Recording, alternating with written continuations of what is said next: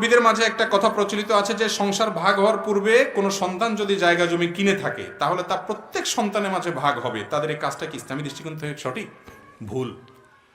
সংসার ভাগ হওয়ার আগে আপনার একটা ছেলে বড় হয়েছে, সে নিজে নিজে কামাই করে নিছে, এরপর জমি কিনছে, তার এই জমির ভাগ সব সন্তানকে দিতে হবে এমন কোনো কথা কেন সবাইকে দিবে? ওরা ছোট আছে, ওরা বড় হয়ে ওরা উপার্জন করবে, যার যতটুকু নসিব আছে সে ততটুকু কামাই করে নিবে।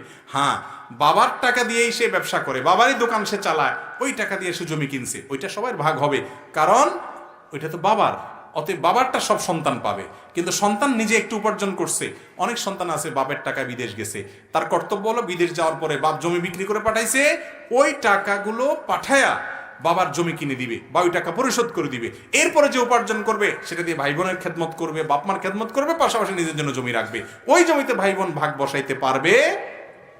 আমাদের দেশে বিদেশিদের যে কি কপাল পোড়া পোড়া, সারা জীবন দর কামাই করে আর জমি কিনতে থাকে, ভাই বোন ওই দোকানে দোকানে আড্ডা মারে, টোটো করে ঘুরে, আর ওই ভাইয়ের জমির ভাগ বসে বসে থাকে। আছে না নেই? অনেক বাপ মায়ে কাজ করে। খবরদার, এটা করবেন না। কার কতটুকু হক বুঝে সে অনুযায়ী করবেন।